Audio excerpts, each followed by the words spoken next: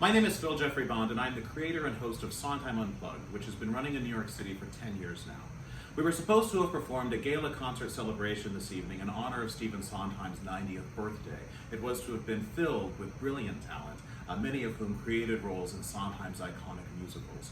However, since we've been postponed due to the coronavirus, I thought I would share with you today, on Steve's actual 90th birthday, the toast I plan to make on stage this evening. I was 15 years old when the New York City Opera production of A Little Night Music was broadcast on PBS. It was directed by Scott Ellis and starred George Lee Andrews and Sally Ann Howes and Regina Resnick and Danielle Furland and Maureen Moore, and just a cast of utter brilliance. I've never forgotten it. I was in awe that a musical story could be told that way. It was unconventional, and thrilling and funny and daring, and as I sat in my adolescent bedroom in rural Indiana, glued to the television, my whole concept of theater and storytelling changed entirely.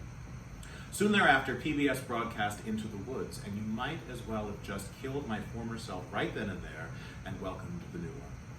It was a musical theater baptismal.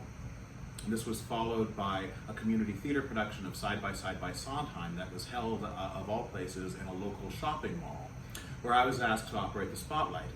And every night, I stood in the back in awe of Broadway Baby and Being Alive and Anyone Can Whistle, and I literally held my breath in anticipation of the two extraordinary singers who put forth my favorite song of all time to this very day, and that's Move On from Sunday in the Park with George. And the life moving on.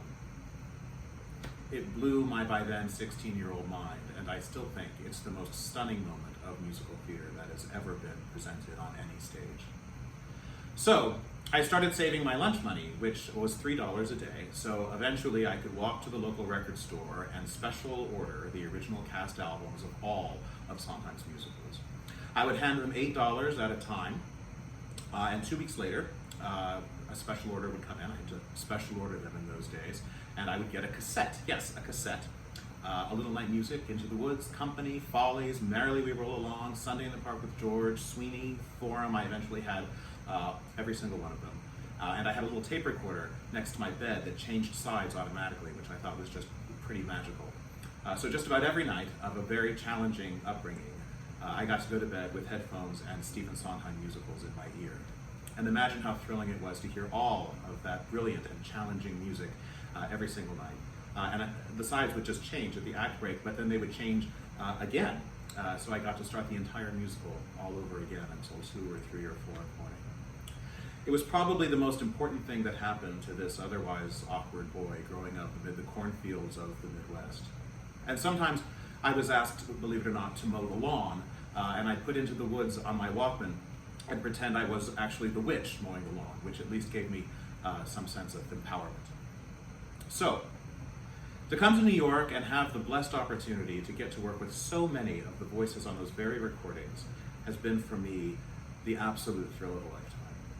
And I am so grateful to those who would have been with us this evening and all of the others who have graciously lent their talents to Sondheim Unplugged over the past 10 years.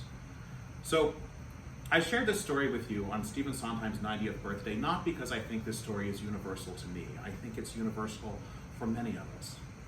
Stephen Sondheim saved me, and I know he saved many of you. His artistry allowed me to escape my circumstances when I needed it the most, allowed me into other worlds of wit and humor and poignancy, allowed me entrance to a world that challenged theatrical norms and turned traditional storytelling on its head, yet always with a firm nod to tradition. And don't forget that Sondheim's mentor was actually Oscar Hammerstein. Stephen Sondheim changed the way I thought about musical theater, of course, but he changed the way I thought. And for that, I will always be grateful to him. You know, I often think of Mr. Sondheim in the company of the greats, Aeschylus, Euripides, Sophocles, etc. And I think that about his collaborators as well, Weidman, Bernstein, Lapine, Goldman. And I know history will equate him with the masters. So, 90 years from now, 900 years from now, the work of Stephen Sondheim will still echo in the halls of whatever theater is like then. And so, I'd like to propose a toast to the genius of the American musical theater who will always bear that title.